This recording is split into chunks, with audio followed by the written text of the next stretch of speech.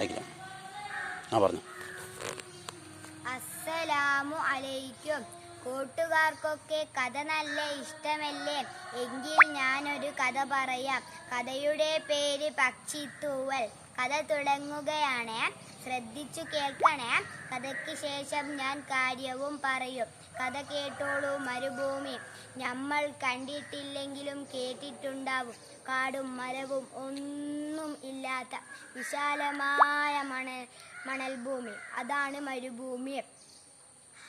നോക്കൂ, അതിനു നടുവിൽ ഒരു പക്ഷിത്തൂവൽ കിടക്കുന്നു. ഏതോ ദേശാടന പക്ഷിയുടേതാവും.